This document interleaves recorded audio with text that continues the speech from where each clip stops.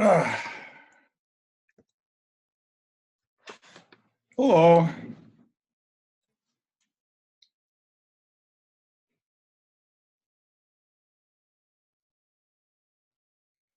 Hello. Hi. Hi. There you are. I wasn't sure if I heard your sound, but I got you loud and clear now. Are you still in Greece? Yeah. How's the experiments going? Hi, Brendan. Difficult to get equipment. Oh, I having You trouble mean getting the one equipment? the one I'm trying to do in Greece. The one in Prague is moving forward. Oh, which one is the ether on wind? Excuse me? Which one is the ether on wind experiment? The one in Prague. Yeah. All right. Well, that's exciting. Yeah, it's just it takes time to build the device, so I'm just hoping they'll get it done soon. Yeah, and sometimes take longer than originally planned, that's for sure. Yeah. Oh, neat. Hi, So, Justin. has anybody done some work trying to simulate something in the meantime? I was waiting to hear from David Johnson, and he never contacted me, so he must have been busy, I would expect. And I was kind of, I was considering maybe he was working on it, but I don't know. We'll have to discuss that with him maybe next week. Yeah. Do you have any sound, Brendan? He doesn't have sound.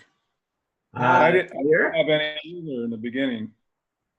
Ah, well, we can always chat if you need to, Brendan. Can you hear us? He can use hand signals. We can hear each other, but we can't hear you, Brendan. I'll say hi to Brendan in the chat. Do you understand what he's saying? I talk amongst. Write it in the chat. Yeah.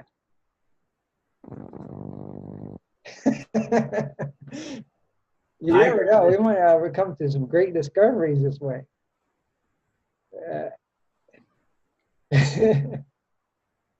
Oh my. Can you type in the chat?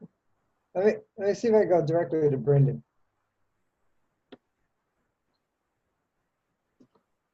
Okay, perhaps we can use maybe he gets our message now. It's chat. Well, maybe he can't hear us if he doesn't know we're saying use the chat window. No, he said he could hear you. But he's not I think typing so. in the chat window. And I've been sending some chat, so maybe he's replying. I'll reply.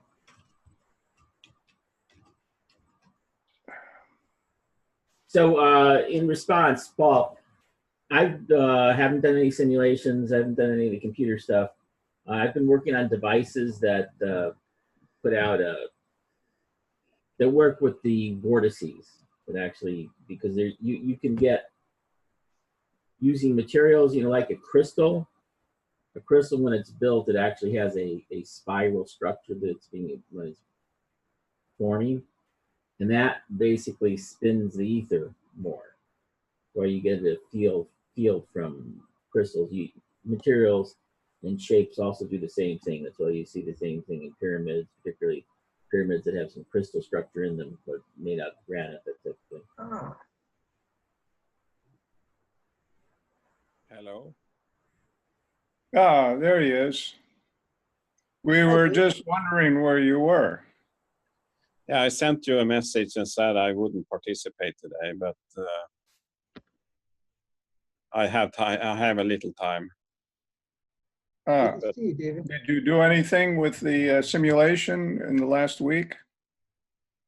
Well, I upgraded the memory here so I can run it. That's How what much I memory know. did you put in? David? I can now run it, and I can also share this environment over the internet if you want to do something. But the initial data is what of course I need to change, and also that thing about rotational stuff. I need to check that because I want to know the details before I add any terms. Which rotational stuff? There was a whole bunch of stuff Brendan put out. I think Rotational viscosity, was that the word? Yes. rotational viscosity. No, wait. No, it's not rotational. Vortex. Rotational diffusion, I think it was the term. Rotational diffusion. Yeah. Yes. Yeah. Well, that was the term, yeah, Brendan had put in his paper. Did you see the broadcast recording, Justin? No, I didn't get to see it. Okay, so you might not know. Maybe you know what we're referring to, maybe not. But I did see a whole Michael, bunch what were you? Oh no, Brendan, I think had suggested the idea of the rotational wave, that we could try simulating that first before we put in the Navier-Stokes equations. Now, did everyone read what he wrote up about rotational waves? We stimulate a plus and a minus pulse in two locations to start the thing rotating and see if it rotates. So an external rotational force. Okay. Yeah, sort of self-imposed initial condition, and then see what happens. Sure, it sounds good. The rotational element is it's a core element, however we get it.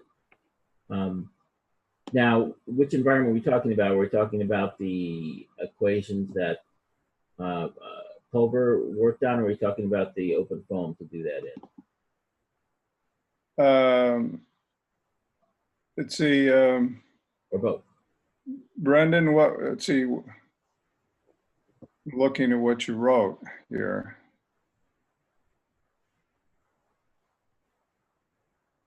He's just saying that he hasn't responded to that. I think we were going to try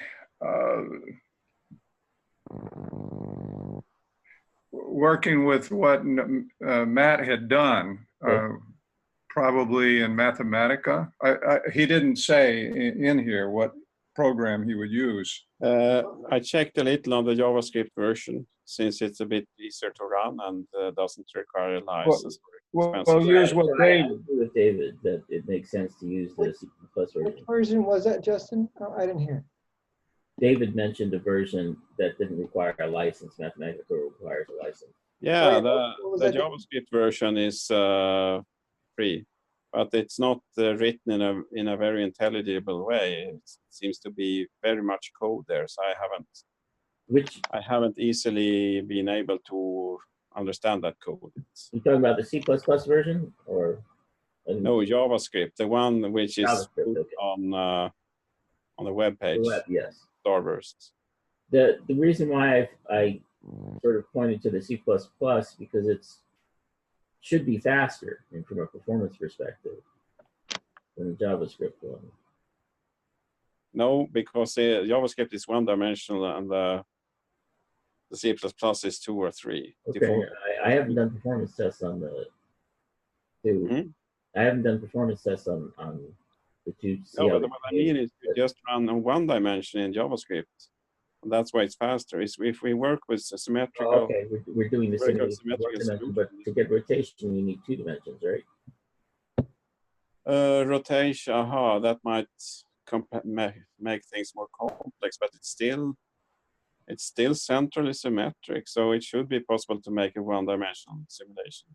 I don't know how to get vertical motion in 1 dimension. You get the component if you just check on the concentrations, radial dependence on the concentration, then it would be enough. Isn't that an oxymoron? What? Rotation in one dimension? I don't know, whatever is the definition of oxymoron. I think it's impossible, isn't it? Huh? You may get some property out of it, but I don't think you're going to see clear rotation. You might be able to see some cyclic variation, you know? What are we looking for here? If we have a rotating particle, like a sphere, and we just want to see the concentration variant, concentrations, then one dimension would be enough. But what are we looking for here? We're trying to do the spin, so we'll need more than one dimension. Yeah, but what kind of physical properties are we, do we want to see in the simulation? Spin. And Yeah, that's a big physics property for, you know, matter. And that's what we're trying to represent here. Spin of the particle.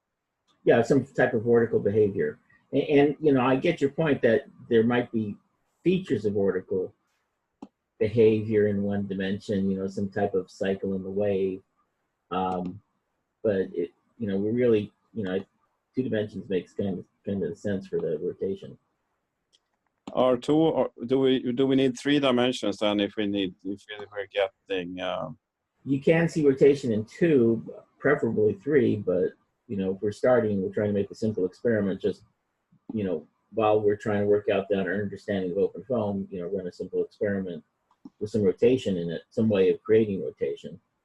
And I think the experiment, 3 dimensions, the C++ code, you said that's 2 dimensions, 3 dimensions, I think even. So we could still try a 2-dimension one as the easy part to start.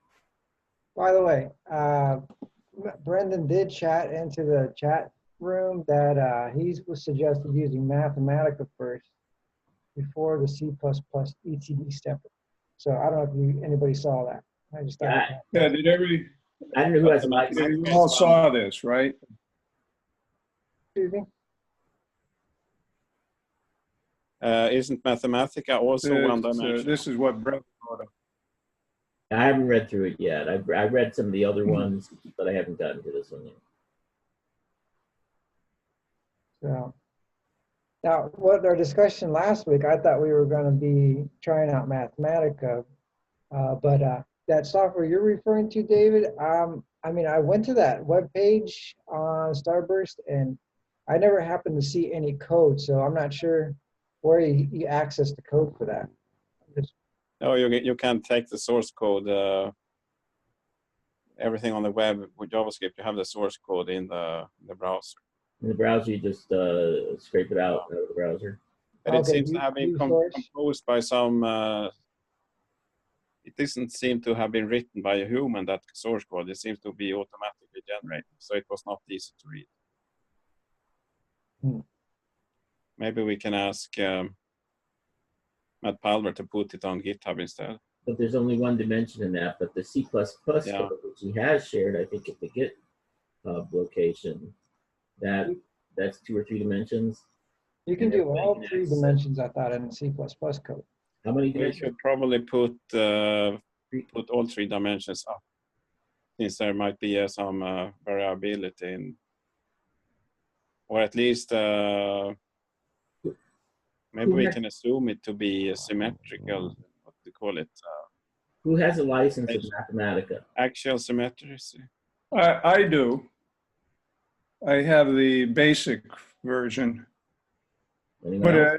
I don't. I have it on my laptop. The disk is probably in the U.S. I don't have it here. Yeah. So we've got 1 license between the 5 of us.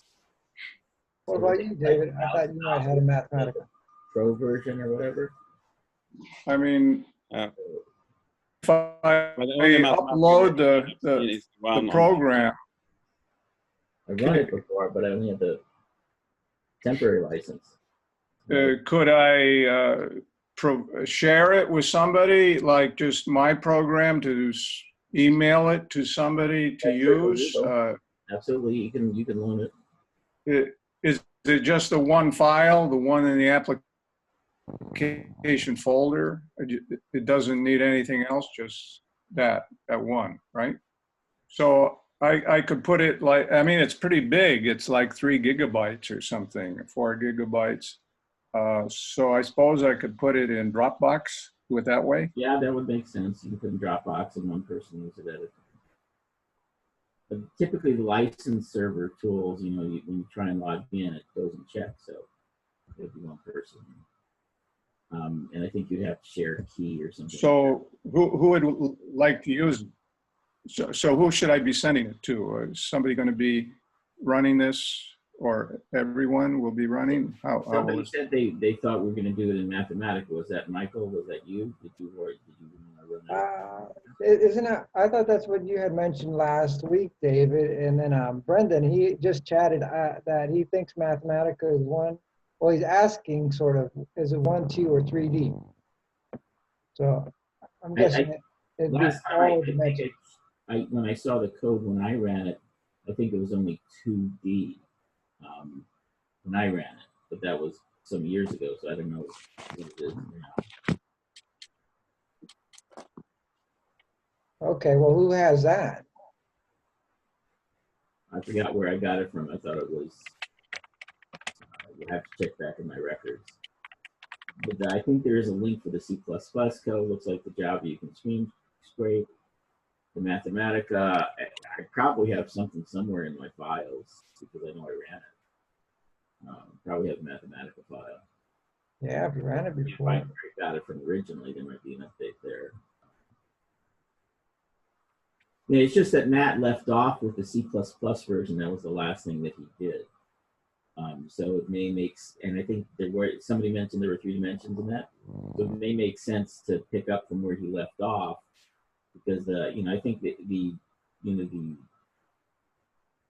need to do all the licensing with Mathematica was an issue for him too. I'm not sure, and so and he may have found that he had more freedom with the C++ code. So, if I remember correctly, it's been a few years, but you can edit the C++ code and vary the dimensions. Yeah, I would pick up from where he left off and go with the C++ because that's, you know, he moved from Mathematica, then JavaScript, and then he moved to the C++. So then we won't be doing Mathematica then, is that? No, it's by choice of whoever's going to pick that specific piece up. You know, if we're going to do you know, what I was talking about, you know, having a build for everybody to use, it's going to be licenseless, so it would be like C++ code, and so it would be an environment that had all the free tools associated with that, so that everybody could pick up and work with it. I just think that, you know, when we have such tools that are free to everybody, you have more people working at it once, and there's more shared stuff that you can do. So Brendan, he said in the chat that he thinks the x-axis in Mathematica represents 1D, but the concentration of x, y, g is 1, 2, and 3D. So,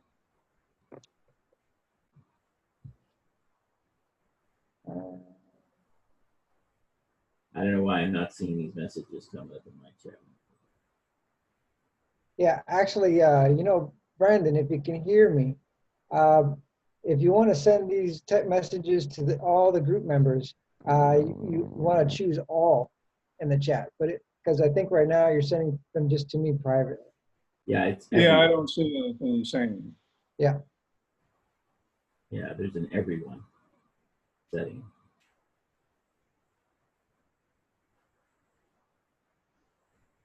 It's because I sent one to Brendan privately to see if I could get his attention. Yeah. Yeah. So I was wondering, are we still planning, intend to run anything on the 2 solitons like we had discussed last week? Do we have a list that somebody's maintaining of the experiments that we want to do in order? You know, I had a list of plan of how to create the shared environment, but, you know, we can have a list of which experiments we want to do first. Yeah, last week, I mean, we had discussed the torsion element and that Brendan was discussing, but I don't know if we actually had discussed running that. I thought we were discussing running the two different solitons. So I thought that's where we're at by my memory. Oh, yeah, that's right. That's definitely one experiment. Yeah. So, and then that was done in Mathematica. Is that right, David? Pardon? The two, the experiments where Matt had ran a soliton with a G gradient on it. That was in Mathematica because that was running 1D, I believe. Is that right? Yes, Yeah. very likely, yeah. Okay. So, I mean, will we need Mathematica to repeat that again? Or something similar to that? Yeah, you need the Mathematica to do that one, unless you reprogram it on the C++. Yeah, I'm not sure if how it would work out just now without having looking into it yet. What do you think, David? This was a long time ago, but I think I rewrote that in JavaScript and put it on the web page. Yes, if you see my posting from the 3rd of March, that is a link to the Mathematica notebook file. And that's a one-dimensional solution. Okay, and that's the one where you just scrape it off of the web page to get the code we were just talking about, right? Yeah, I don't have Mathematica. I have an old version 6 something, and I don't bother to install it. So I don't really know what that Mathematica file is doing. Hmm. But Okay, so he used a JavaScript for you believe Matt used a JavaScript for the 1D G acceleration. Is that what you're saying? Yeah, from the March 3rd, yeah. That was also the one that was demonstrated here last meeting, I think. Okay. Well, then we have that code, don't we? The C++ you're talking about? I think David was mentioning the JavaScript. Oh, Yeah, the JavaScript version is on, you can get it on the page directly. Okay, but that was the one that was sort of hard to read though, right? Yes, it's Yeah. a very big file. Hmm. Maybe we can mail Matt and ask how to get that. But first is to really understand what we need to get out. I'm thinking if maybe two-dimensional solver is enough here. If we keep some kind of axial symmetry, then 2D would be sufficient. But it would require more modeling and rewriting also. Okay, so I'm just trying to take some notes here. We've got, I don't know if you can see my screen. Yes, no? yep. I can see it. Okay, so we've got 3 different, okay, so we're talking about experiments. I hear this was one of them where we're talking creating rotation via alternating external ether forces on different XY dimensions. Okay, and then Michael, you indicated another experiment you thought we were going to be doing.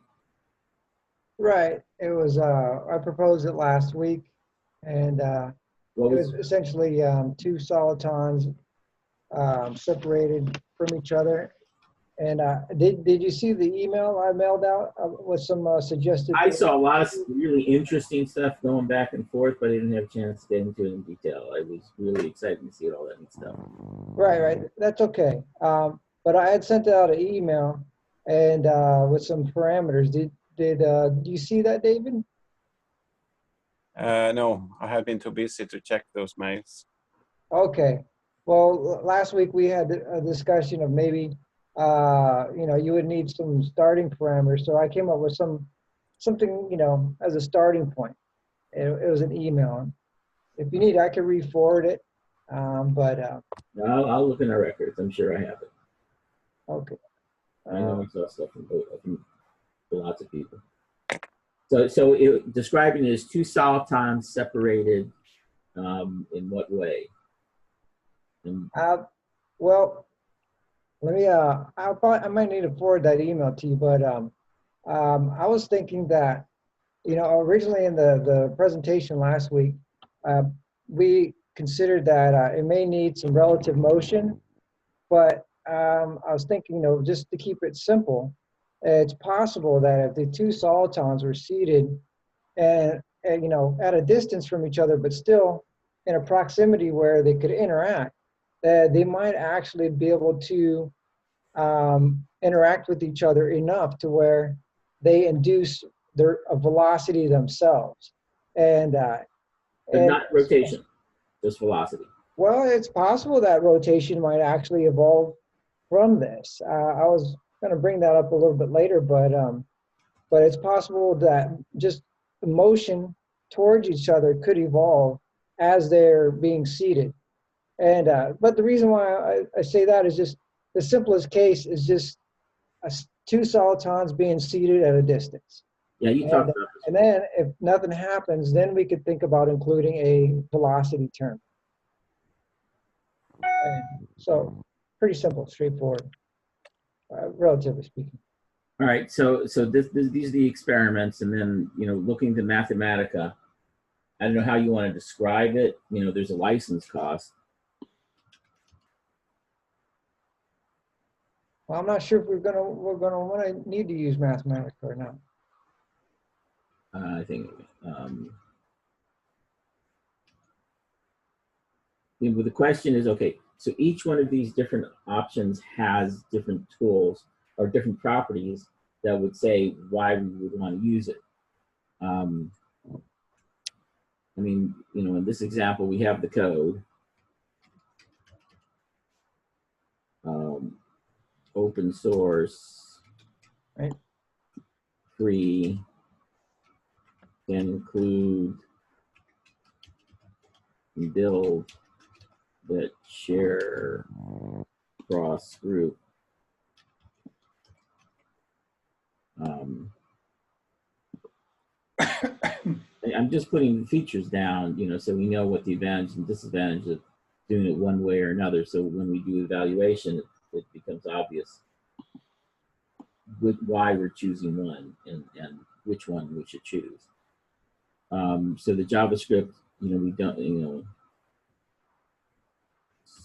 source. Sounds like the JavaScript is available, but it might be hard to work with. No.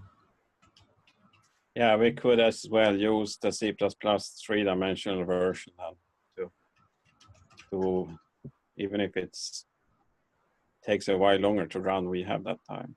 So there's a 3D version? Yeah, the C++ is default 3 or 2. 2D and 3D version. And I'm not sure.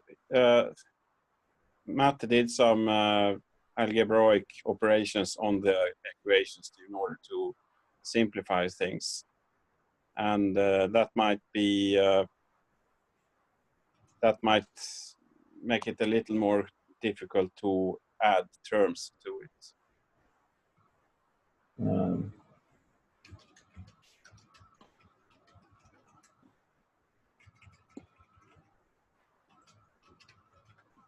Well, yeah, all I have right now is the C++ code, but I guess I could get the JavaScript. And I don't have Mathematica, but I might have it would be so much easier to configure and do things like that if we could go and use web-based software. You mean the C++, or are you talking about something else? Web-based? We're talking about like putting this on the web-based like the cloud? Yeah, but not on the current. Could you repeat that, David? I think we initially have to run the C++ version and maybe later change that. But it would be the easiest and fastest thing to do, to just make the adjustments in the C++ code. Mm-hmm. If I remember correctly, the only thing, it was actually pretty easy to make 1D and 2D simulations in it, but he didn't write any of the code for displaying it graphically. And it was only for 3D. So, you know, either way, it's going to require a little bit of So programming. you're saying the graphical display is missing for 2D? I think 1D and 2D, if I remember correctly. But it's been a few years. But available. Mm-hmm. But I think the raw data is available, though, 3D. from the output. Okay, it should and be the 3D isn't that just concentrations or? Yeah, the 1D? The 3D, you said that there is some visualization for the C++. Does it have rotation, did you ask? No, I was asking if the visualization for the C++ code, the 3D version, was based upon concentrations, or how was it 3D? Yeah, it plots profiles of all the different concentrations in 3D. Okay, I believe so. because because you can have a 3D view, but then you have to have a concentration in that, so that means you would have a color code or something like that, Yeah. indicating the concentration. Yeah. Okay. Yeah.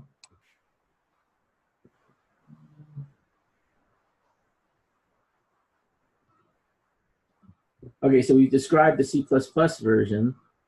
I'm just gonna put down, we understand this version better because we were able to describe it better. Do we have similar descriptions for the other two? For the JavaScript and the And the Mathematica, can we just, you know, put as many bullet points for well, I mean, now, Dr. LaViolette, why is it that you believe that Matt used Mathematica? Which runs experiments were those for? Do you remember specifically?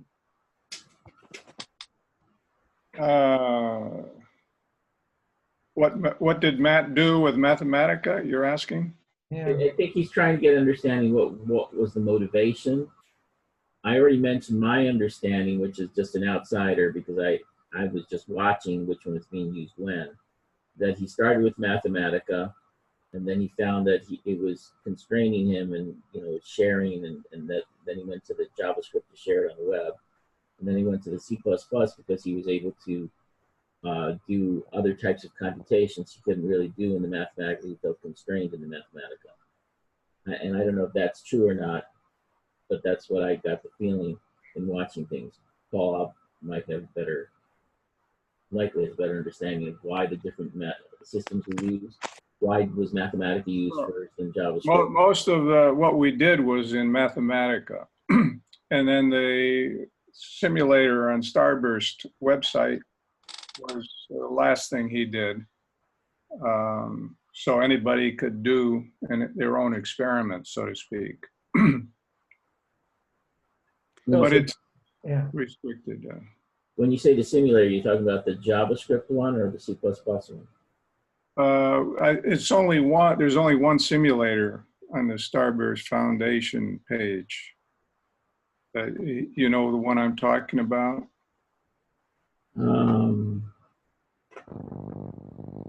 Yeah, David had linked to it. Or I I guess can Somebody have a link? It's a link on the mark, start the mark there. on Facebook.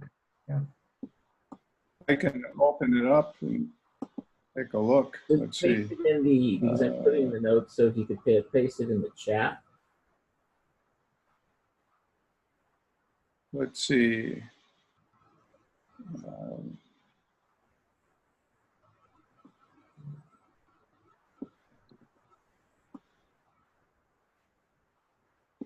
I'm not sure how to see the chat here.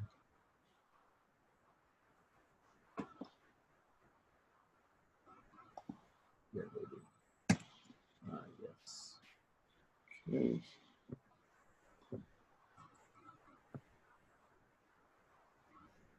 All right. And I'm not sure how to share the screen because all the buttons are gone. Okay, I'm going to stop sharing and let you share. Let's see. I could do a search for. We just got a note from Brendan. He said the meeting will end in 10 minutes and he will start a new one after. And I'll post it in Facebook. Close it Here's at the 5 minutes. simulator. I found the simulator. Now, Is there a way I could share the screen? yeah, you go down to the bottom of your screen and the button should be there. You should have a green button, share now. Yeah, the whole page has disappeared. All I'm seeing is your 4 pictures.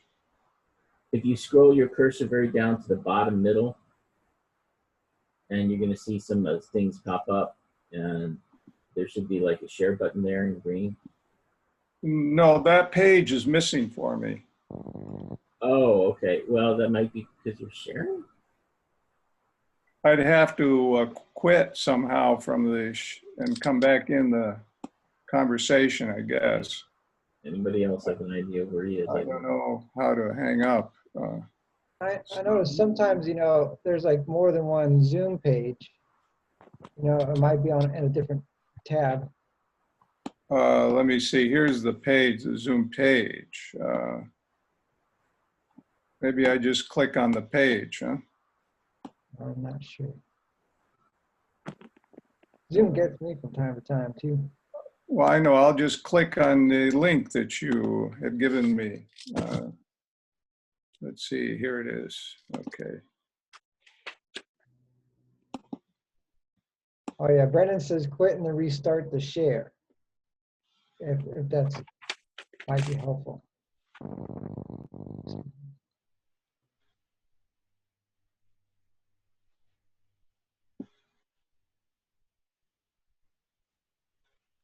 Oh, I guess it's not working. So there's no way I can share my screen.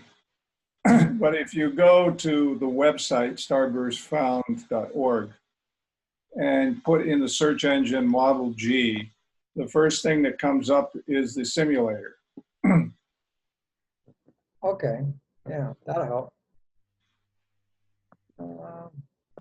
And you can plug the values in there. But we can't use that to do our experiments because it's very restricted. Mm-hmm. I mean, how are we going to put 2 particles to make them attract? I don't see a way to do that. I thought we were going to do Mathematica. So here's the code that was put out in 2014. I'll go ahead and share.